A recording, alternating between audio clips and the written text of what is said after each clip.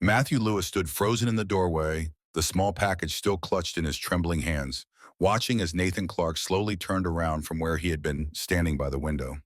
The golden afternoon light caught the uncertainty in Nathan's dark eyes, and Matthew felt his heart hammering against his ribs like a caged bird, desperate for freedom. Three simple words hung in the air between them, words that had just tumbled from Nathan's lips with such quiet intensity that they seemed to reshape the very molecules of the room. I love you. The package slipped from Matthew's fingers, landing on the hardwood floor with a soft thud that seemed impossibly loud in the sudden silence. He had come here to drop off Nathan's forgotten phone charger.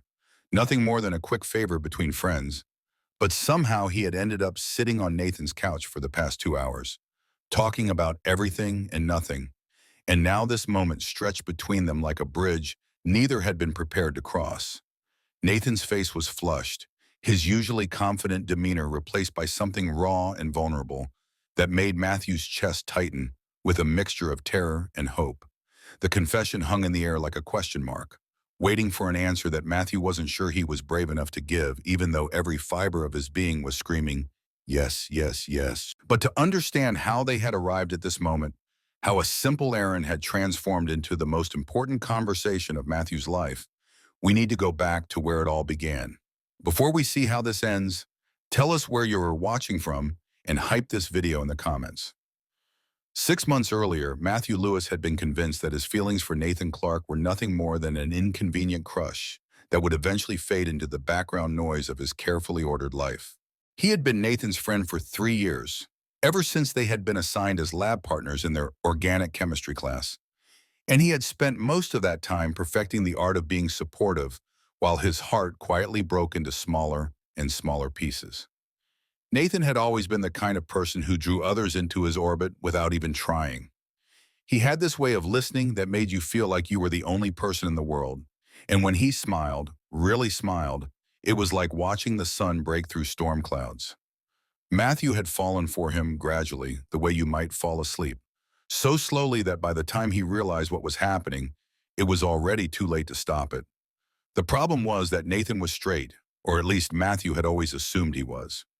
Nathan dated women exclusively, had a string of girlfriends who never seemed to last more than a few months, and he had never given any indication that he might be interested in anything else. Matthew had resigned himself to being the supportive friend, the one Nathan called when his relationships inevitably fell apart, the one who listened patiently while Nathan complained about feeling disconnected from the women he dated. Quote 101. Nathan had said one evening in March, sprawled across Matthew's couch with a beer balanced on his chest. His dark hair was tousled from running his hands through it, a nervous habit Matthew had cataloged over the years. Sarah is perfect on paper. She's smart, funny, beautiful, everything I should want. But when I'm with her, I feel like I'm playing a role in a play I never auditioned for. Matthew had made appropriate sympathetic noises while his heart twisted in his chest, because he knew exactly what Nathan meant. Even if Nathan didn't realize it yet, he had watched Nathan go through the same pattern with every girlfriend. The initial excitement followed by a gradual withdrawal, as if Nathan was searching for something he couldn't quite name. Maybe you just haven't found the right person yet, Matthew had offered, the words tasting bitter in his mouth because he desperately wanted to be that right person, but knew it was impossible. Maybe, Nathan had said, but his tone suggested he wasn't convinced. He had turned his head to look at Matthew, and for just a moment, his gaze had lingered on Matthew's face with an intensity that made Matthew's pulse quicken. Botshire foot 5. The comment had haunted Matthew for weeks afterward, playing on repeat in his mind during quiet moments when he should have been focusing on his graduate research or grading undergraduate papers. He had dissected every word, every inflection, searching for hidden meaning that probably wasn't there. The turning point had come in late April, on a rainy Thursday evening, when Nathan had shown up at Matthew's apartment unannounced, soaked to the skin and looking more lost than Matthew had ever seen him. He had broken up with Sarah that afternoon, he explained, and he didn't want to go home to his empty apartment and think about what that meant. "Can I just stay here tonight?" Nathan had asked, and there was something in his voice that made Matthew's chest tighten with concern. Water dripped from his jacket onto the hardwood floor, creating small puddles that reflected the warm light from Matthew's living room. "I don't want to be alone." Matthew had given him dry clothes and made them both hot chocolate, and they had ended up talking until 3 in the morning about everything except the breakup. Nathan had curled up on one end of the couch, wearing Matthew's oversized university sweatshirt and a pair of sweatpants that were too long for him, looking younger and more vulnerable than Matthew had ever seen him. Quote 8. Nathan had sat around midnight, staring into his mug as if it held the secrets of the universe. Quote 9. Matthew had wanted to ask why, wanted to push for more details, but something in Nathan's expression had warned him to tread carefully. Instead, he had simply listened, offering comfort through his presence rather than words. It was during that conversation that Nathan had asked the question that would change everything between them. Matthew, Nathan had said, his voice soft in the dim light of the living room, have you ever wondered what it would be like to kiss someone of the same gender? The question had hit Matthew like a physical blow, and he had nearly choked on his hot chocolate. He had managed to keep his voice steady as he asked, what do you mean? But inside, his heart was racing so fast he was surprised Nathan couldn't hear it. Nathan had been quiet for a long moment, staring into his mug as if it held the answers to all of life's mysteries. His fingers had been wrapped around the ceramic surface, and Matthew had noticed the way his knuckles were white with tension. I don't know, he had said finally. It's just something I've been thinking about lately. Like, what if I've been looking for the wrong things in relationships? What if the reason I always feel like I'm pretending is because I actually am pretending? Matthew's heart had started racing, but he had forced himself to remain calm, to be the supportive friend that Nathan needed. He had said carefully, choosing each word with the precision of a surgeon. Quote 16 to quote 17 showing. Nathan had agreed, but there had been something in his tone that suggested he wasn't entirely convinced. He had looked up at Matthew then, and for just a moment his gaze had dropped to Matthew's lips before quickly looking away. It had been such a brief moment that Matthew had almost convinced himself he had imagined it, but the memory of it had burned in his mind for weeks afterward. The silence that had followed had been charged with unspoken possibilities, and Matthew had found himself holding his breath, waiting for Nathan to say more. But Nathan had simply finished his hot chocolate and asked if Matthew had a spare pillow for the guest room. That night, Nathan had slept in Matthew's guest room, but the next morning over coffee, the conversation had felt different somehow, charged with an undercurrent of possibility that Matthew didn't dare hope was real. Nathan had lingered longer than usual, finding excuses to stay, and when he had finally left, he had hugged Matthew goodbye in a way that felt more intimate than their usual casual embraces. Otto. Nathan had whispered against Matthew's ear, his breath warm and sending shivers down Matthew's spine. Go tandem. In the weeks that followed, their friendship had shifted in subtle but significant ways. Nathan started spending more time at Matthew's apartment, showing up with takeout or suggesting they watch movies together. Their conversations became deeper, more philosophical, touching on topics they had never explored before. Nathan would sit closer to Matthew on the couch, their shoulders touching, their knees brushing, and he would leave his hand resting on Matthew's arm or shoulder for longer than strictly necessary. Matthew found himself cataloging these moments like precious gems, turning them over in his mind during quiet moments, searching for meaning in every gesture and glance. He tried to tell himself that he was reading too much into things, that Nathan was just going through a difficult time and needed extra support from his friends. But there was something in Nathan's eyes when he looked at him, a softness and intensity that made Matthew's pulse quicken. The physical contact between them had escalated gradually, so naturally that it felt inevitable. Nathan would reach for Matthew's hand during emotional conversations, their fingers intertwining without conscious thought.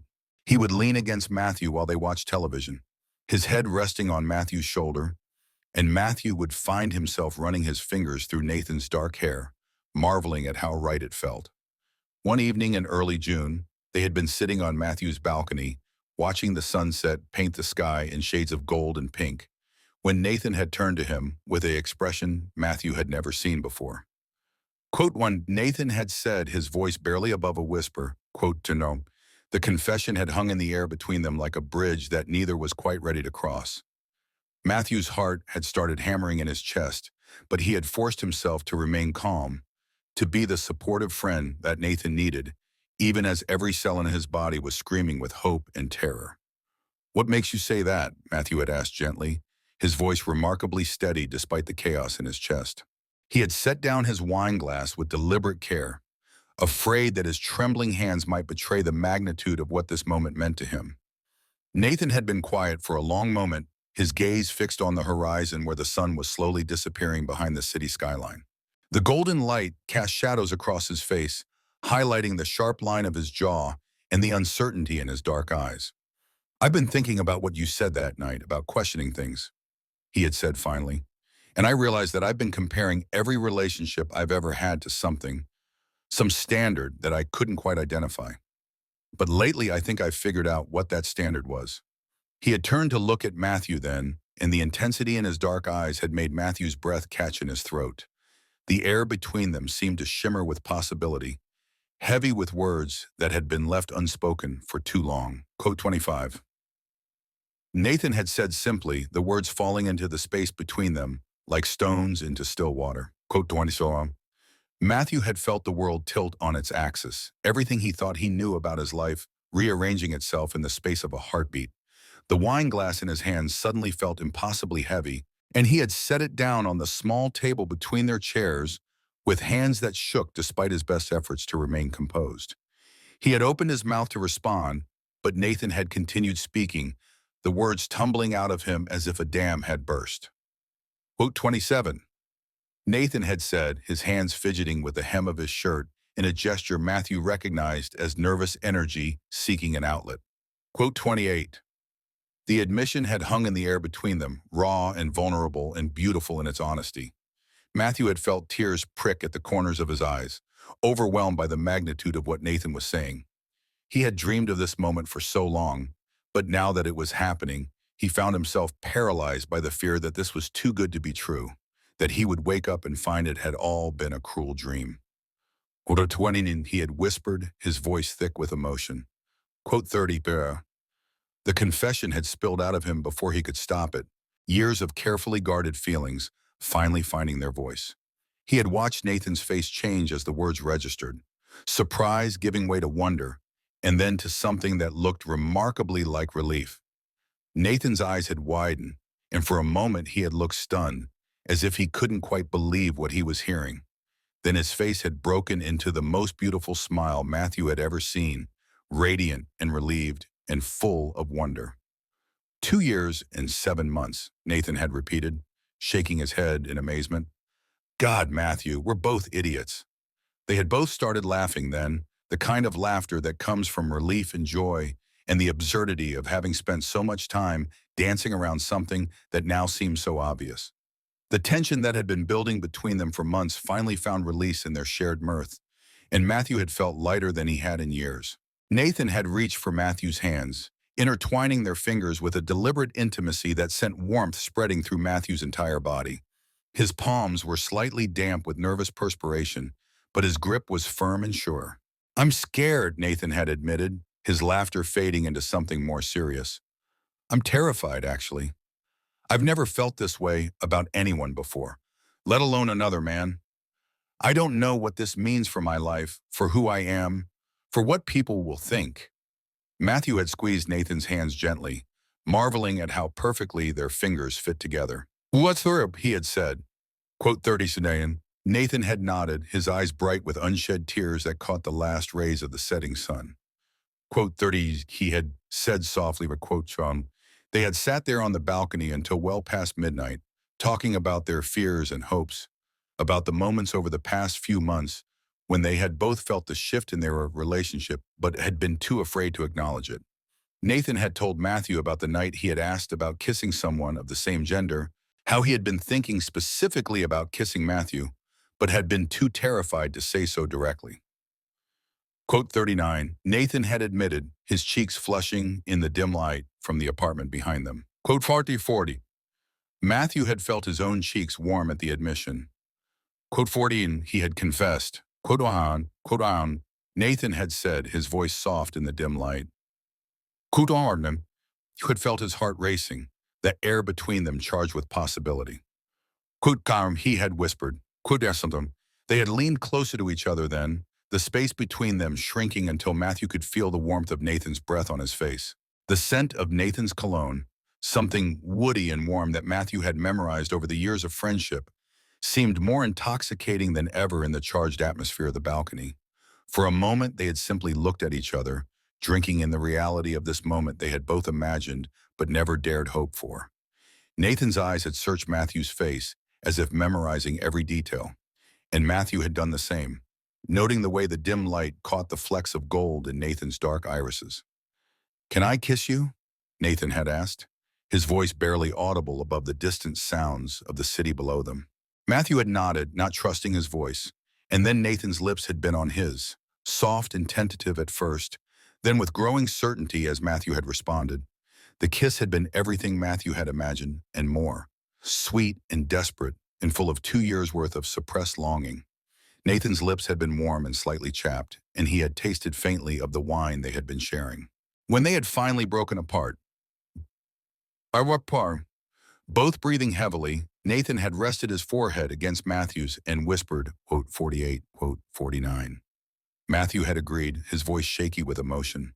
His entire body had felt electrified, every nerve ending singing with the reality of finally kissing the man he had been in love with for so long.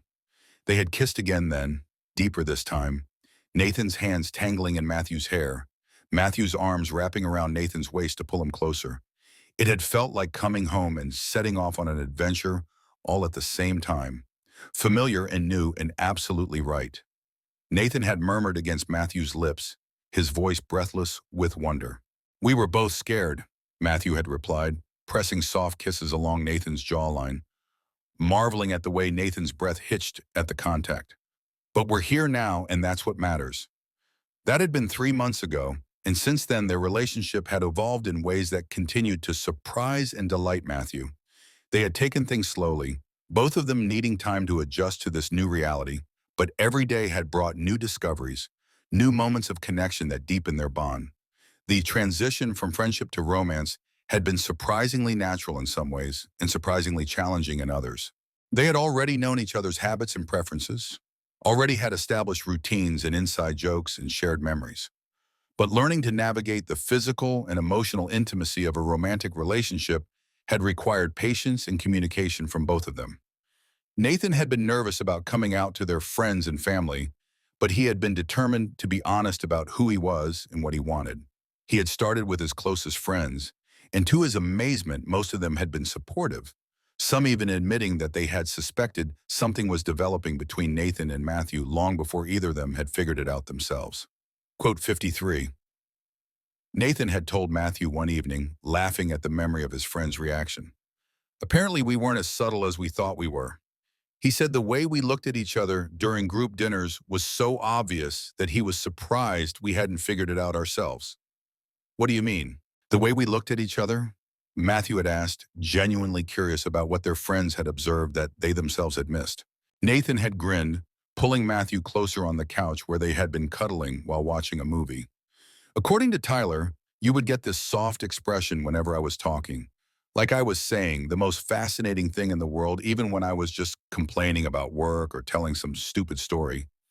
And apparently I would find excuses to touch you constantly, like adjusting your collar or brushing imaginary lint off your shirt." Matthew had thought back to those group gatherings, remembering the moments Nathan was describing. "I do remember you doing that," he had said. "I always thought you were just being friendly, but it did seem like you touched me more than you touched our other friends.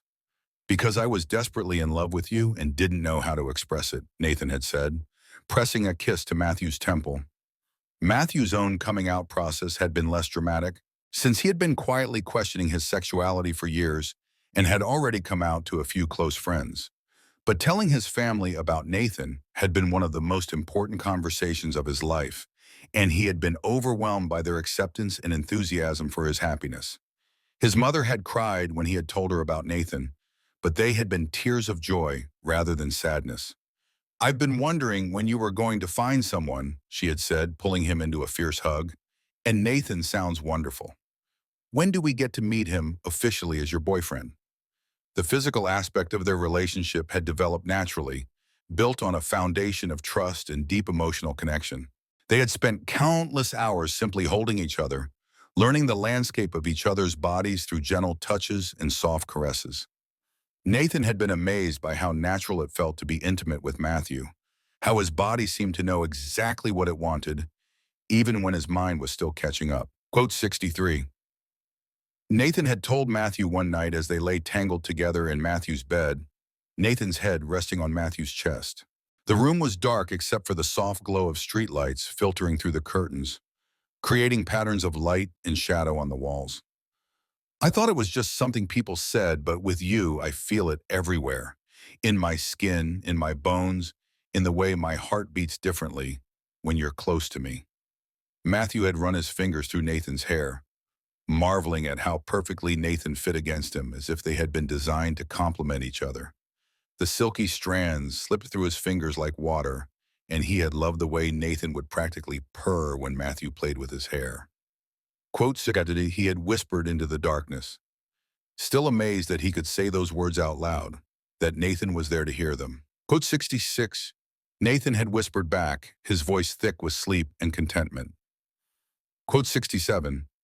Their relationship had settled into a rhythm that felt both natural and extraordinary. Nathan had essentially moved into Matthew's apartment, though he still maintained his own place for appearances and storage. They had developed morning routines and evening rituals, small domestic intimacies that made Matthew's heart swell with happiness every time he experienced them. Matthew loved watching Nathan make coffee in the mornings, the way he moved around the kitchen with increasing familiarity, humming softly to himself.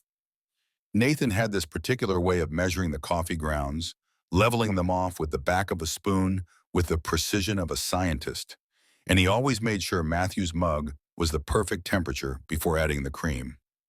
You're very particular about coffee, Matthew had observed one morning, leaning against the door frame and watching Nathan go through his elaborate ritual. Good coffee is an art form, Nathan had replied seriously, though Matthew could see the smile tugging at the corners of his mouth. And you deserve the best art I can create. He loved the way Nathan would curl up next to him on the couch in the evenings, reading while Matthew worked on his laptop, their legs tangled together in comfortable companionship. Nathan was a voracious reader, working his way through everything from classic literature to contemporary fiction to obscure nonfiction books about topics Matthew had never heard of. What are you reading now? Matthew would ask, glancing over at whatever book Nathan had absorbed in that day. A biography of Marie Curie, Nathan might reply, or a novel about beekeeping in rural France, or a philosophical treatise on the nature of consciousness.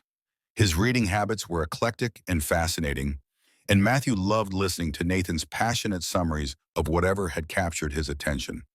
He loved the way Nathan would reach for him in his sleep, unconsciously seeking contact even in unconsciousness. Matthew would often wake in the middle of the night to find Nathan's arm draped across his chest, or Nathan's leg hooked over his hip, and the unconscious trust implicit in those gestures never failed to move him. But perhaps what Matthew loved most was the way Nathan had blossomed in their relationship, becoming more confident and self-assured as he grew comfortable with this new aspect of his identity. The uncertainty and restlessness that had characterized Nathan's previous relationships had disappeared, replaced by a contentment and joy that radiated from him like sunlight. I feel like I've been living my life in black and white, Nathan had told Matthew one afternoon, as they walked through the park near Matthew's apartment, their hands linked together. The trees were just beginning to change colors, hints of gold and red appearing among the green leaves. Matthew had squeezed Nathan's hand, his heart full to overflowing with love and gratitude. I know exactly what you mean, he had said. I spent so long thinking that what I felt for you was hopeless, that I would have to be content with friendship. Having you, feels like a miracle I don't deserve, but am grateful for every day. They had faced some challenges, of course.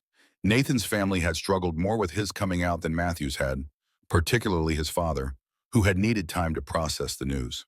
There had been a few awkward social situations, friends who didn't know how to react to the change in their relationship dynamic. Nathan had had to deal with some internal homophobia, moments of doubt and fear about what his sexuality meant for his identity and his future. Quote 79. Nathan had confessed to Matthew one evening after a particularly difficult phone call with his father. They had been sitting on Matthew's couch, Nathan's head in Matthew's lap, while Matthew stroked his hair soothingly. Not because I've changed, but because I'm finally seeing who I really am for the first time.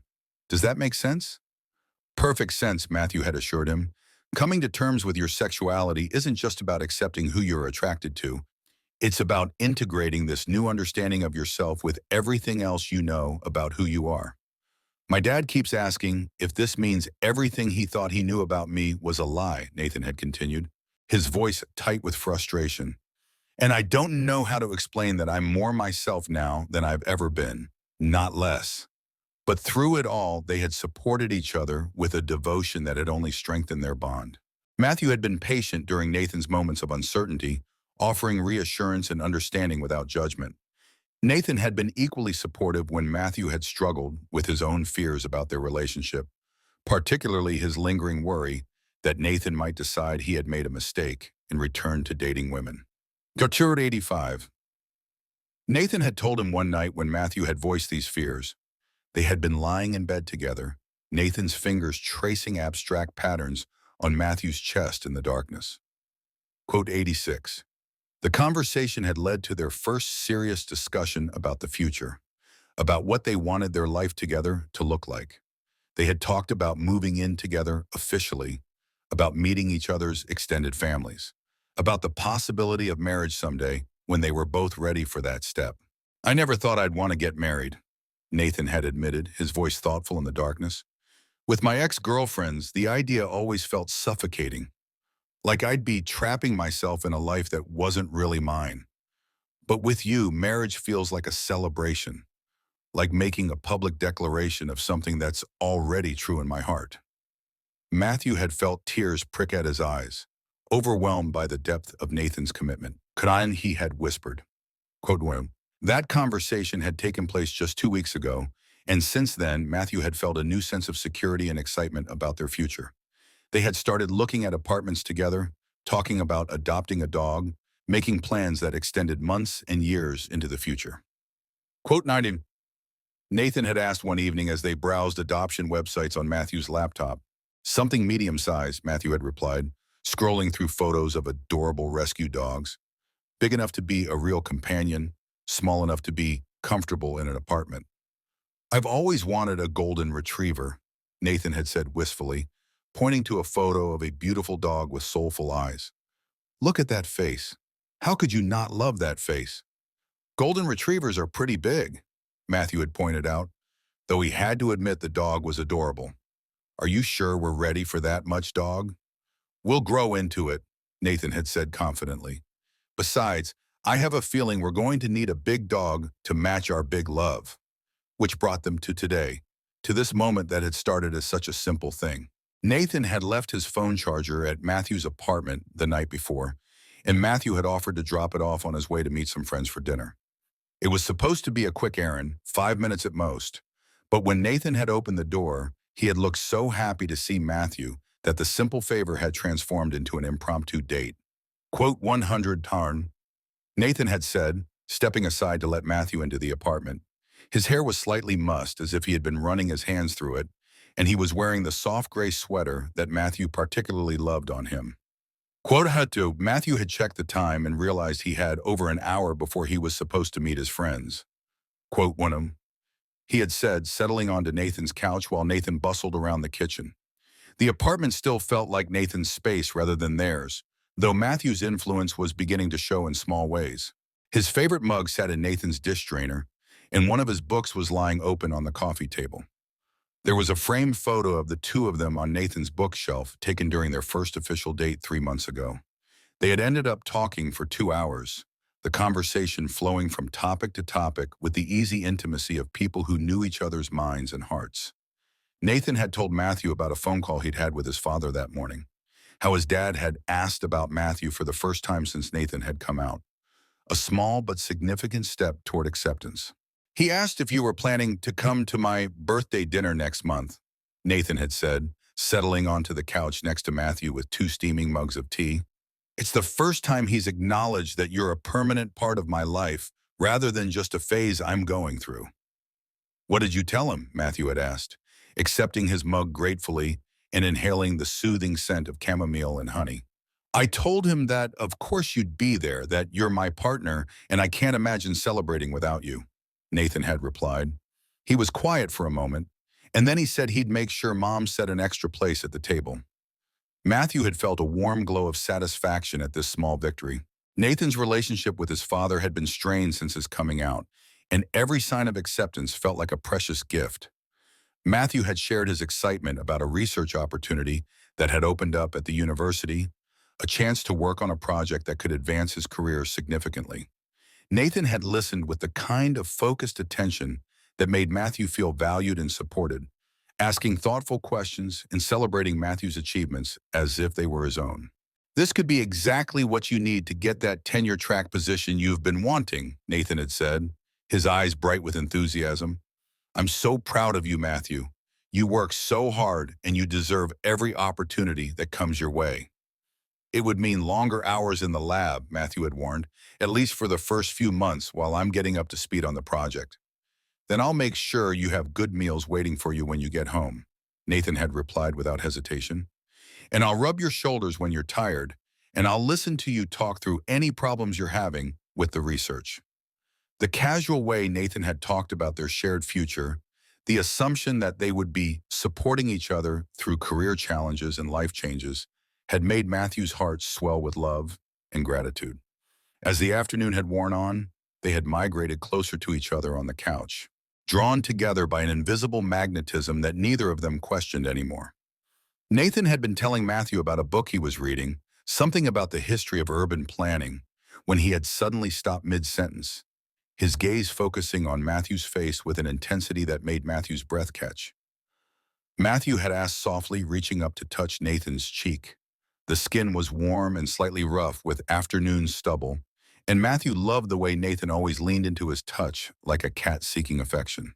Nathan had leaned into the touch, his eyes fluttering closed for a moment. I was just thinking about how lucky I am, he had said, opening his eyes to meet Matthew's gaze. Quote 116 to quote 117. Matthew had whispered, his thumb brushing across Nathan's cheekbone. Sometimes I can't believe this is real, that you're really mine. I'm yours, Nathan had said, his voice thick with emotion, completely and utterly yours, for as long as you'll have me. It was then that Nathan had stood up abruptly, walking to the window as if he needed space to breathe. Matthew had watched him, concerned by the sudden shift in mood, wondering if he had said something wrong. Nathan had stood silhouetted against the golden afternoon light, his shoulders tense with some internal struggle that Matthew couldn't quite decipher. Quote, what Matthew had called softly. Quote, Nathan had turned around slowly, and the expression on his face had been unlike anything Matthew had ever seen before. Vulnerable and determined and blazing with an emotion so intense, it had made Matthew's heart skip a beat. I love you, Nathan had said, the words falling into the space between them like stones into still water, creating ripples that seemed to reshape everything. And that was how they had arrived at this moment, with Matthew standing frozen in the doorway, the forgotten phone charger at his feet, staring at the man who had just turned his world upside down with three simple words that somehow contained the weight of the universe. Nathan, Matthew whispered, his voice barely audible in the sudden silence that had fallen over the room. He took a tentative step forward, then another, drawn by the raw honesty in Nathan's eyes. The phone charger lay forgotten on the hardwood floor between them, no longer important in the face of this moment that felt like it would define the rest of their lives. Quote 125. Nathan's face crumpled with relief, and he crossed the room in 3 quick strides, reaching for Matthew with desperate hands. They collided in the middle of the living room, their arms wrapping around each other with a fierce urgency that spoke of months of careful restraint finally being released. I've been wanting to say that for weeks, Nathan said against Matthew's ear, his voice shaky with emotion. His breath was warm against Matthew's skin, and Matthew could feel the rapid beating of Nathan's heart, where their chests pressed together. Quote 127. Matthew pulled back just enough to look into Nathan's eyes, his hands framing Nathan's face with infinite tenderness. Nathan's cheeks were flushed, his dark eyes bright with unshed tears, and Matthew thought he had never seen anything more beautiful in his entire life. Nothing could make this disappear, he said firmly, his voice steady despite the overwhelming emotion coursing through him. What we have is real, Nathan. It's the most real thing in my life. I know that now, Nathan said, leaning into Matthew's touch with the trust of someone who had found their safe harbor after years of being lost at sea. Chapter 31, quote wordy 2. Matthew said softly, his thumbs brushing away the tears that had started to fall down Nathan's cheeks. The salt of them was warm and precious against his skin, evidence of the vulnerability Nathan was showing him. There is no better than you. There's no one I would rather be with, no one I would rather love. You are exactly who I want, exactly who I need, exactly who I choose every single day. Nathan's eyes fluttered closed, and he leaned forward until his forehead was resting against Matthew's. They stood there in the golden afternoon light, breathing each other in, their foreheads touching in the most intimate gesture Matthew could imagine. I choose you too, Nathan whispered, his voice barely audible but carrying the weight of absolute conviction. Every day, in every way, I choose you. They stood there for a long moment, breathing each other in, marveling at the simple miracle of being able to say these words, to feel this depth of connection without fear or reservation. The afternoon light streaming through the windows had shifted, casting everything in a golden glow that made the moment feel almost sacred, as if they were standing in a cathedral of their own making. I have something I need to tell you, Nathan said eventually, his voice still soft but steadier now. He pulled back slightly so he could meet Matthew's eyes, though his hands remained firmly planted on Matthew's shoulders. Something I've been thinking about for weeks, but haven't had the courage to say. Matthew felt a flutter of nervousness in his chest, but he nodded encouragingly. After everything they had shared, after all the vulnerable conversations and intimate moments, he couldn't imagine what Nathan might say that would be difficult to hear.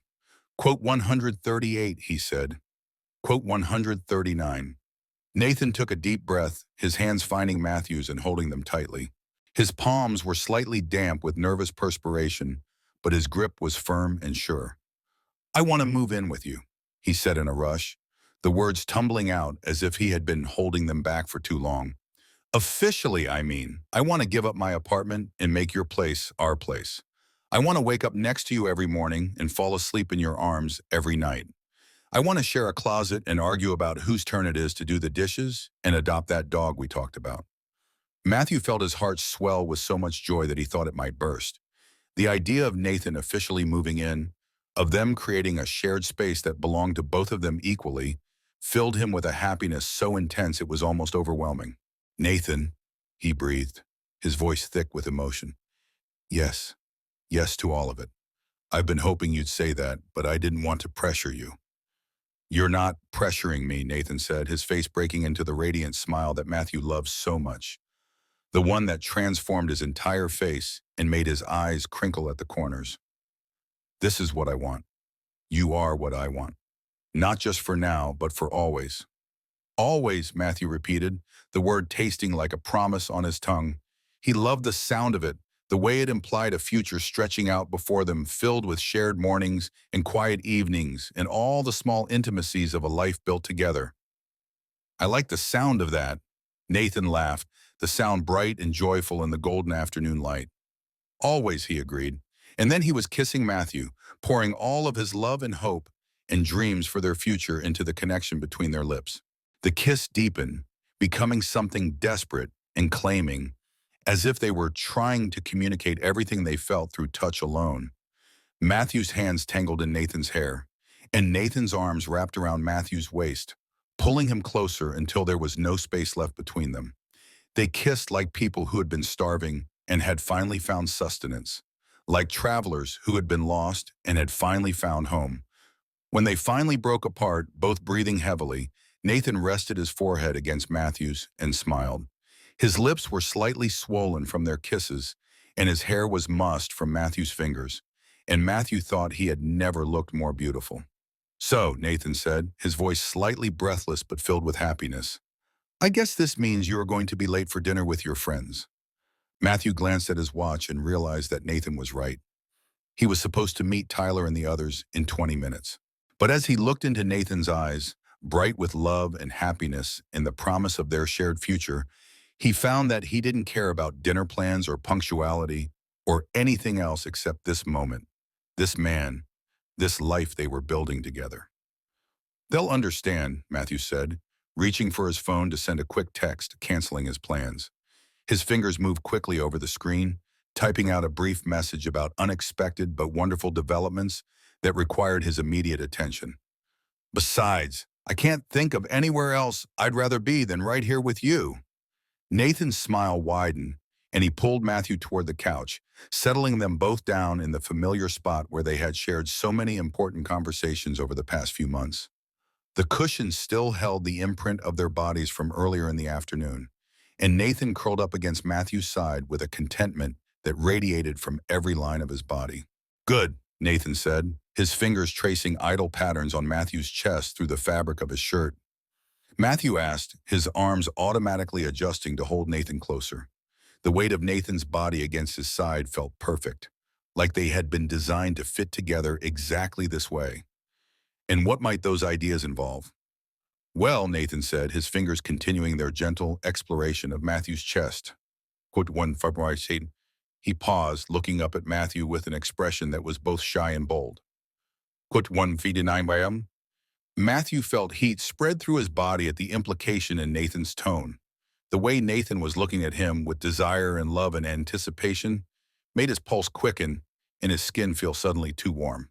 I like your ideas, Matthew said, his voice slightly husky with want. All of them. Nathan's cheeks flushed pink, but his gaze remained steady and sure.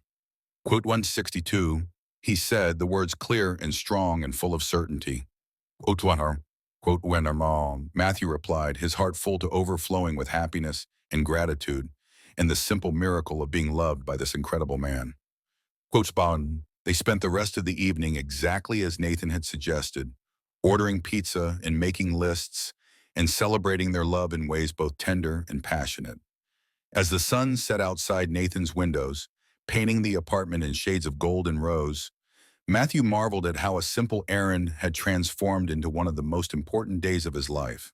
The pizza arrived warm and fragrant, and they ate it sitting on the floor of Nathan's living room, surrounded by notebooks and pens as they made lists of everything they needed to do to merge their lives officially. There were practical considerations like lease agreements and utility transfers, but there were also more personal decisions about which furniture to keep and which to donate, how to combine their book collections, where to hang their favorite pieces of art. Matthew said, pointing to the antique piece that sat in the corner of Nathan's bedroom, "It's beautiful, and I love the story you told me about how she used to rock you to sleep when you were little. And I want to make sure we have space for your piano," Nathan replied, referring to the upright piano that took up a significant portion of Matthew's living room. Quote 169 later, as they lay tangled together in Nathan's bed, Nathan's head pillowed on Matthew's chest and their legs intertwined beneath the sheets, Matthew thought about the journey that had brought them to this moment. It had started with friendship and grown into something deeper through patience and trust and the courage to be vulnerable with each other. Matthew, Nathan said softly, his voice drowsy with contentment, but still alert enough for conversation. Matthew hummed, his fingers combing gently through Nathan's hair. The silky strands felt like water between his fingers, and he loved the way Nathan would practically purr when Matthew played with his hair. Quote 172. Nathan said, tilting his head up slightly so he could see Matthew's face in the dim light filtering through the bedroom curtains. For waiting while I figured myself out, for being there when I needed support, for loving me even when I didn't know how to love myself. Matthew pressed a kiss to the top of Nathan's head, breathing in the familiar scent of his shampoo, mixed with the lingering traces of his cologne. "What was sepenter?" he replied. Quote when, quote when Nathan said, his voice filled with quiet conviction. Matthew agreed, meeting Nathan's gaze in the dim light filtering through the bedroom curtains. The streetlights outside cast gentle patterns on the walls, creating an intimate atmosphere that made their conversation feel even more precious. Not because it's easy, but because it's ours. Nathan smiled, that radiant expression that never failed to make Matthew's heart skip a beat. He repeated as if testing the weight of the word on his tongue. What do you want?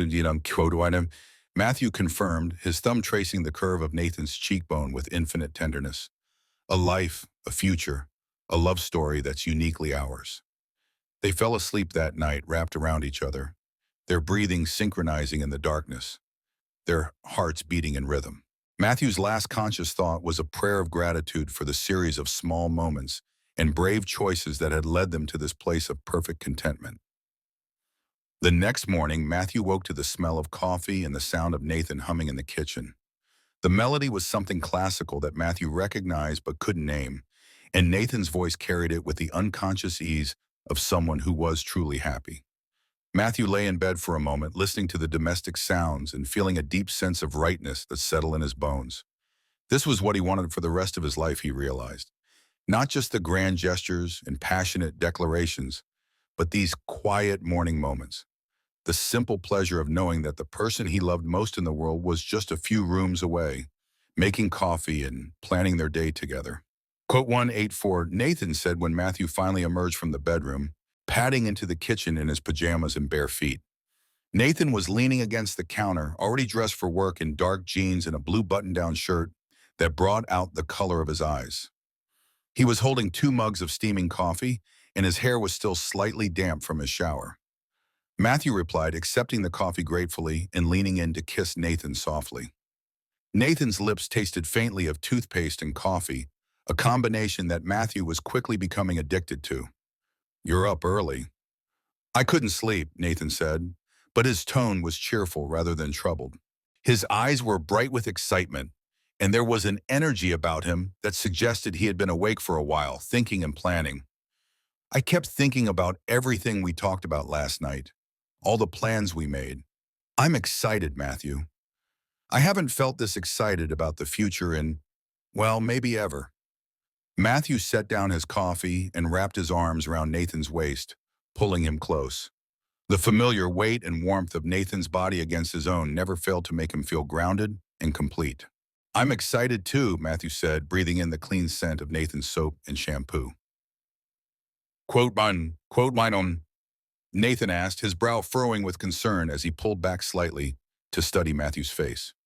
"What are you scared of?" Matthew considered the question, wanting to be honest, but not wanting to dampen Nathan's enthusiasm.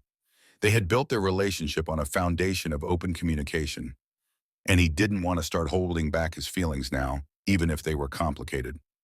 "I'm scared that I'll wake up and find out this has all been a dream," Matthew said finally, the words coming out in a rush. "I'm scared that I love you too much, that I've put all my happiness in one basket, and if something happens to you or to us, I'll fall apart completely." Nathan's expression softened, and he cupped Matthew's face in his hands with infinite gentleness. His palms were warm and slightly rough from his weekend woodworking hobby, and Matthew leaned into the touch instinctively.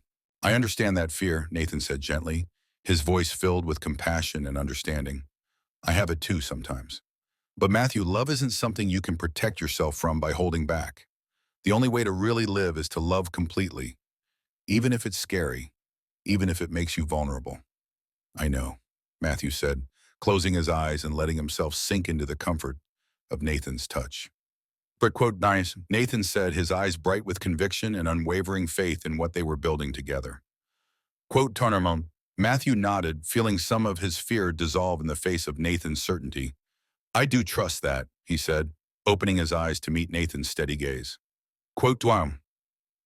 Over the following weeks, they threw themselves into the practical aspects of combining their lives with the enthusiasm of people who had found their perfect match. Nathan gave notice on his apartment and began the process of moving his belongings into Matthew's space, a task that proved both more complicated and more rewarding than either of them had anticipated. They rearranged furniture and negotiated closet space and had their first real argument about whether Nathan's collection of vintage vinyl records could coexist with Matthew's carefully organized bookshelves in the living room. The disagreement had started small, but had quickly escalated as they both realized how much their personal belongings meant to them and how challenging it could be to merge two distinct lives into one shared space. "It's not that I don't appreciate your records," Matthew had said, trying to keep his voice calm and reasonable, while gesturing at the boxes of albums that seemed to multiply every time he looked at them. "It's just that we need some kind of organizational system, or this place is going to look like a storage unit." My records are organized, Nathan had protested, his own voice rising slightly with frustration. They're alphabetized by artist and then chronologically by release date within each artist's catalog. It's a perfectly logical system. That's great for your records, Matthew had replied, feeling his patience beginning to fray around the edges. But what about everything else? Where do we put the books, the DVDs, your photography equipment, my lab notebooks? We can't just designate the entire living room as record storage. They had stared at each other across the living room, surrounded by boxes and displaced furniture, both of them suddenly realizing that this was their first real test as a couple living together. The air between them had felt charged with tension, and for a moment, Matthew had felt a flutter of panic, wondering if they were making a mistake, if the practical realities of cohabitation would prove too challenging for their relationship to survive. Then Nathan had started laughing, a sound so unexpected and delightful that Matthew couldn't help but join in despite his frustration. The tension in the room seemed to evaporate instantly, replaced by the warm familiarity of their shared humor. Quote 209. Nathan had said, gesturing at the chaos around them with a rueful smile. Quote 210. Quote 211. Matthew had replied, the tension draining out of his shoulders as he looked around at their shared belongings scattered throughout the room. Close to him. Nathan had crossed the room and pulled Matthew into his arms, pressing a soft kiss to his temple that immediately made everything feel manageable again. Quote, Todd, he had said, his voice warm with affection. Quote, Tornio. They had spent the rest of the afternoon working out a compromise, creating designated areas for each of their collections, and finding creative storage solutions that satisfied both of their needs. Nathan's records found a home in a beautiful wooden cabinet that also provided surface space for some of Matthew's books, while Matthew's extensive academic library was organized on floating shelves that left room for Nathan's photography prints on the walls. By evening, the living room had started to look like a space that belonged to both of them, a perfect blend of their individual personalities and shared aesthetic. Matthew's scientific journal sat next to Nathan's art books, and Nathan's vintage camera collection was displayed on the same shelf as Matthew's collection of geological specimens. Quote 205. Nathan had said, surveying their handiwork with satisfaction as they stood in the doorway admiring their newly organized space. Quote 216 abam, quote 217 Matthew had agreed, marveling at how right it felt to see their belongings mingled together, their lives literally intertwined in the arrangement of furniture and books and records. That night, as they had lain in bed together, Nathan had brought up a topic that had been weighing on his mind. The room was dark except for the soft glow of the alarm clock, and their voices were hushed in the intimate darkness. Quote 2 and Nathan had said, his voice serious in the darkness. Quote, Tutarain, don't wait, Shamaham. Matthew had felt his stomach clench with anxiety, the peaceful contentment of the evening suddenly replaced by a flutter of worry. Quote, Itwanan, he had said carefully, turning to face Nathan in the darkness. Quote, Duidan, quote, Twatun, Nathan had asked, his voice barely above a whisper. Quote, Tatukun, the question had hit Matthew like a physical blow, and he had felt his breath catch in his throat. The vulnerability in Nathan's voice, the fear that he was somehow a burden or a complication rather than a gift, made Matthew's heart ache with the need to reassure him. He had turned to face Nathan fully, needing to see his expression in the dim light from the alarm clock. Nathan's eyes were wide and uncertain, and Matthew could see the fear lurking in their depths. Nathan, Matthew had said, his voice fierce with conviction, I have never, not for one single second, regretted being with you. Not during the uncertain months when I didn't know how you felt, not during the scary conversations about coming out, not during the practical challenges of moving in together. Never. But it would have been easier to, Nathan had insisted, his voice thick with self-doubt, if you had fallen for someone who didn't come with all this baggage, all this confusion and fear and family drama. Matthew had reached for Nathan's hands, holding them tightly in the darkness. Nathan's fingers were cold with anxiety, and Matthew had rubbed them gently, trying to warm them with his touch. Maybe it would have been easier, Matthew had admitted, because honesty was the foundation of everything they had built together. But it wouldn't have been you. And Nathan, I don't want easy. I want real and messy, and complicated and beautiful. I want the person who challenges me and grows with me and loves me enough to be vulnerable with me. I want you exactly as you are, with all your baggage and confusion and fear, because those things are part of what makes you who you are. Nathan had been quiet for a long moment, and Matthew had seen the glimmer of tears in his eyes as the words sank in. When Nathan finally spoke, his voice was thick with emotion and wonder. "I love you so much," Nathan had whispered finally, his voice breaking slightly with the intensity of his feelings. "Sometimes I can't believe that I get to have this, that I get to have you." "You do get to have me," Matthew had said, pulling Nathan closer until they were pressed together from head to toe, sharing warmth and breath and heartbeats in the darkness. "For as long as you want me, you get to have all of me." "Forever," Nathan had said without hesitation, the word carrying the weight of a sacred vow. "I want you forever." "Then you have me forever," Matthew had replied, sealing the promise with a kiss that tasted of commitment and hope and endless possibility. Now, 3 months after that conversation, Matthew reflected on how much their relationship had continued to evolve and deepen. They had settled into a rhythm of domestic life that felt both comfortable and exciting, full of small rituals and shared experiences that strengthened their bond daily. Nathan had flourished in his new role as Matthew's live-in partner, throwing himself into creating a home that reflected both of their personalities and dreams. He had surprised Matthew with his domestic skills, proving to be an excellent cook and an enthusiastic decorator. Their apartment had been transformed from Matthew's functional bachelor space into a warm, inviting home that welcomed friends and family and felt like a true sanctuary from the outside world. The kitchen had become Nathan's domain, and Matthew loved coming home from the lab to find delicious smells wafting from the stove and Nathan humming as he chopped vegetables or stirred sauces. Nathan had a natural instinct for flavors and had quickly learned Matthew's preferences, creating meals that were both nutritious and comforting.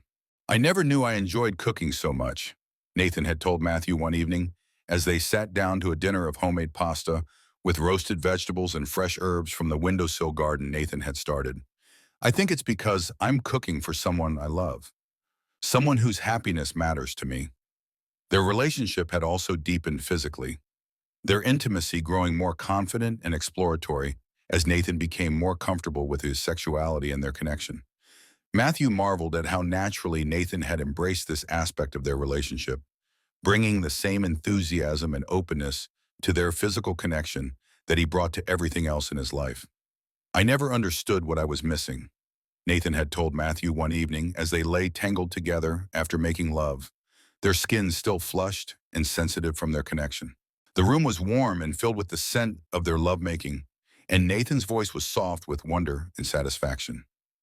Matthew had traced lazy patterns on Nathan's chest, marveling at the trust and vulnerability Nathan showed him in these moments. The intimacy they shared went beyond the physical, encompassing an emotional and spiritual connection that left Matthew feeling complete in ways he had never imagined possible.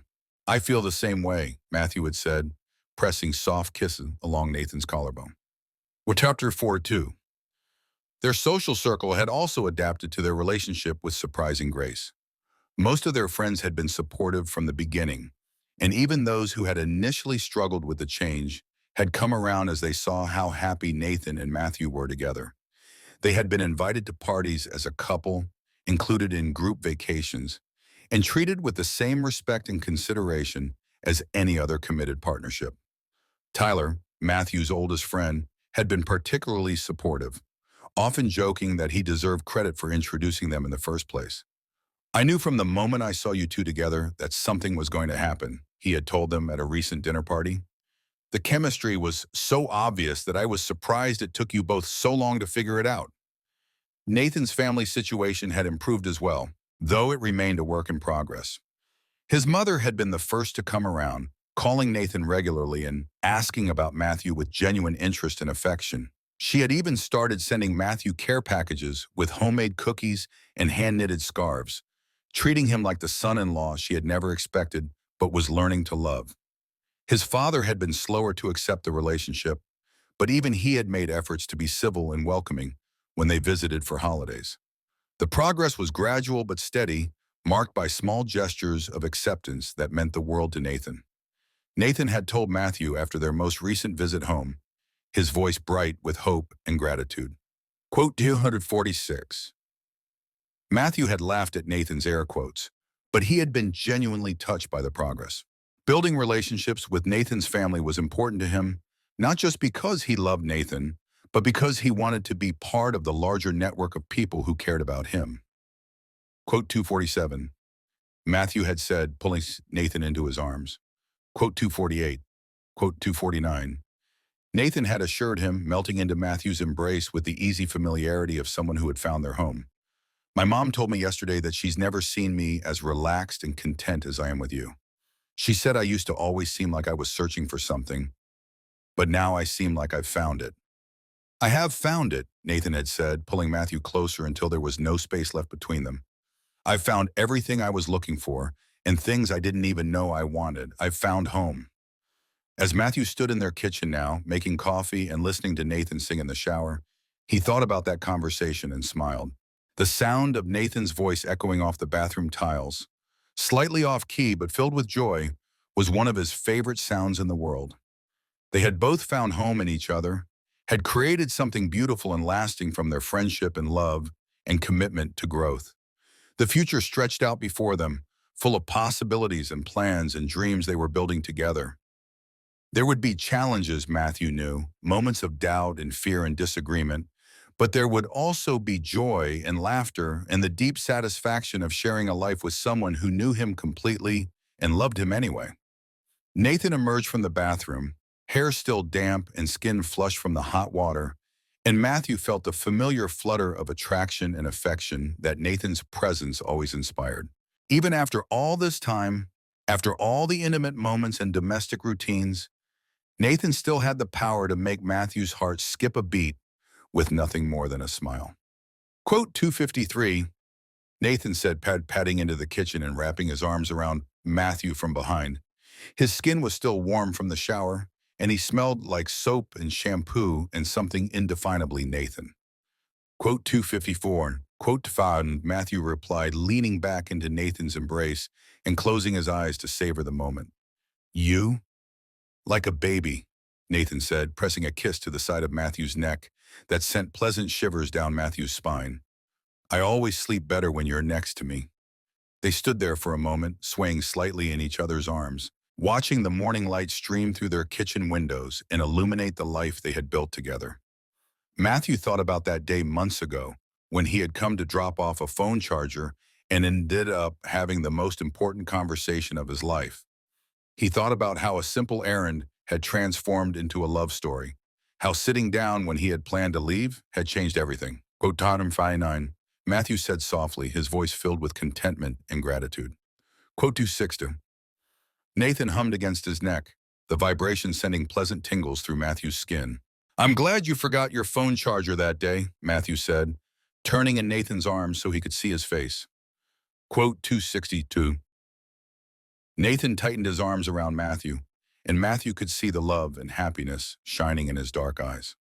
Quote 263, Nathan said, his voice warm with affection and wonder at the path their lives had taken. Quote 264, they both laughed, the sound bright and joyful in the morning light, and Matthew turned in Nathan's arms to face him fully. I love you, he said, the words as natural as breathing after all this time, but still carrying the weight of everything they meant to each other. I love you too, Nathan replied, and then he was kissing Matthew, soft and sweet and full of promise for all the mornings to come. Sometimes, Matthew reflected as he lost himself in Nathan's kiss, the most beautiful love stories begin with the simplest moments.